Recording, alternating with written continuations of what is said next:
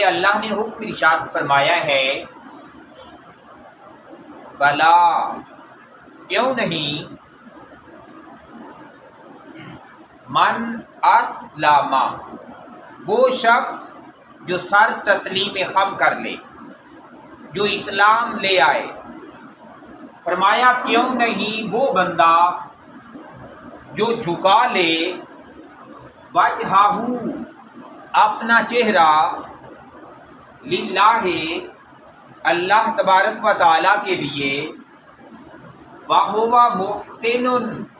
بس وہی تو بندہ محسن ہو گیا ہے، احسان کرنے والا ہو گیا ہے۔ اور جو بندہ اپنے اللہ کے لیے اپنی جبین نیاز کو جھکا لے، سر تسلیم خم کر لے، فرمایا فَلَهُ پس اسی بندے کے لیے اجرہ اس کا اجر محفوظ ہے،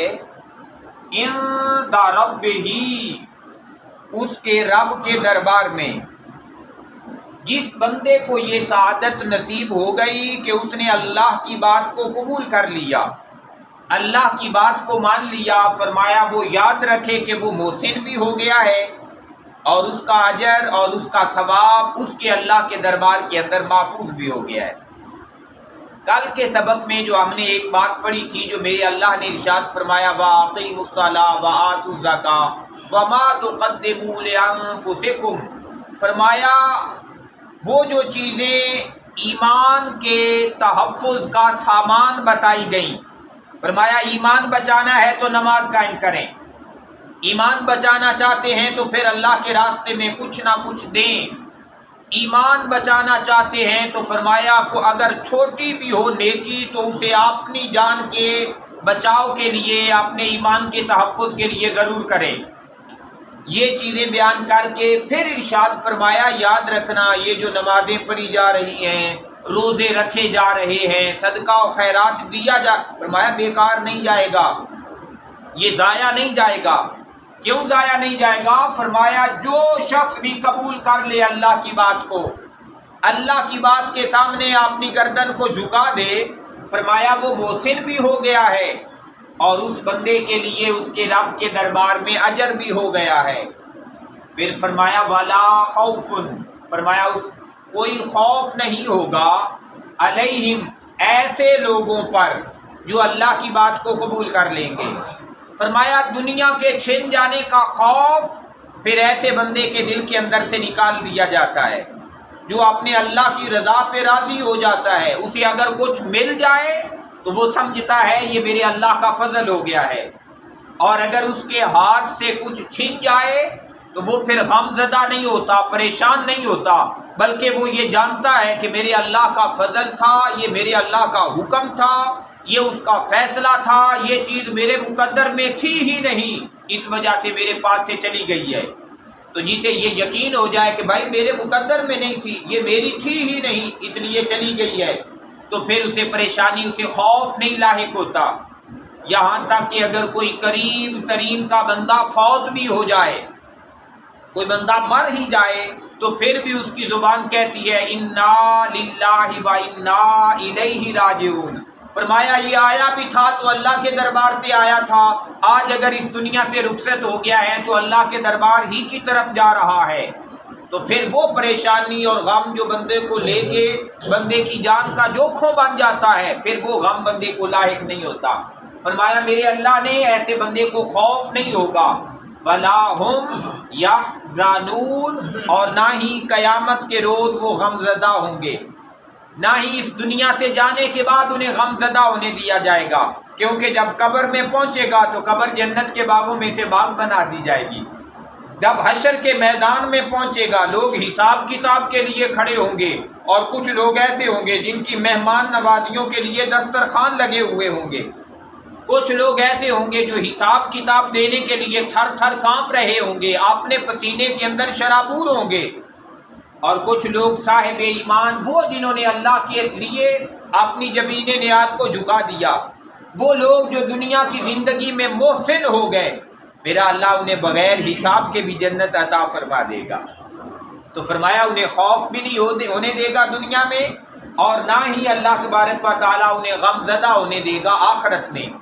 یہ وہ انعام بیان فرمایا میرے اللہ نے ان لوگوں کے لیے جو اپنے ایمان کے تحفظ کا سامان اس دنیا کی زندگی کے اندر کرتے ہیں۔ اور پیارے بھائیوں، ہمیں ہمیشہ اس کائنات میں اگر کوئی سب سے قیمتی متاع ہے تو وہ بندے کا ایمان ہے، جس کی ہمیں فکر کرنی چاہیے۔ پھر ارشاد فرمایا میرے اللہ نے وقالت، اور فرمایا کہتے ہیں الجہود، یہودی لوگ، وقالت الیہود، فرمایا یہودی یہ کہتے ہیں کہ لیست النصارى، کہ عیسائی تو کچھ بھی نہیں،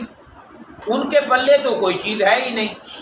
کہ عیسائی جو ہیں علی شیء، وہ کسی چیز پر نہیں ہیں، ان کے پاس کچھ نہیں۔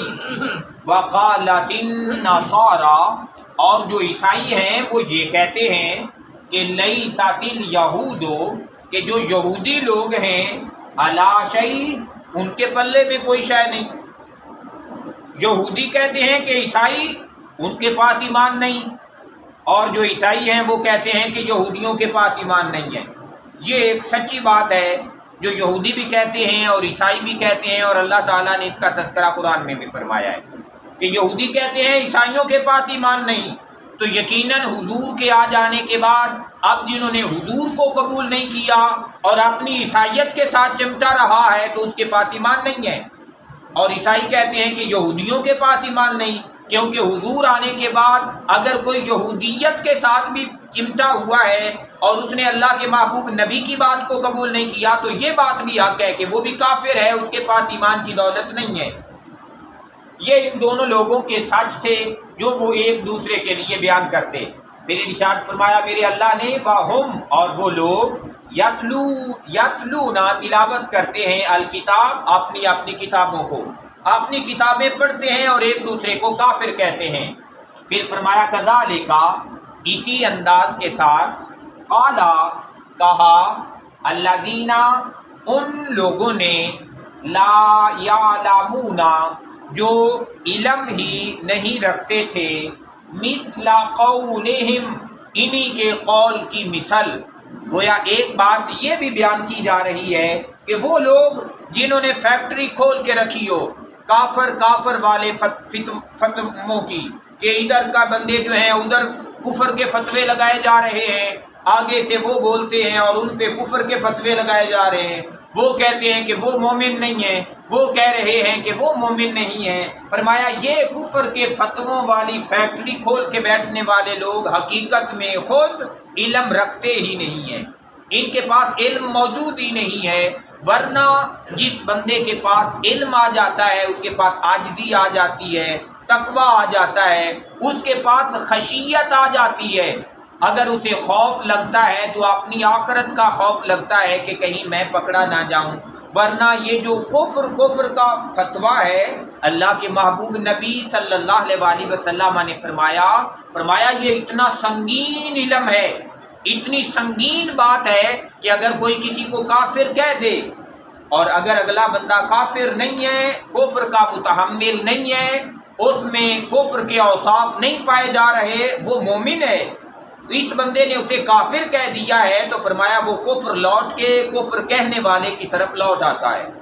کفر کہنے والا اگلے کو کافر کہنے والا خود کافر ہو جاتا ہے۔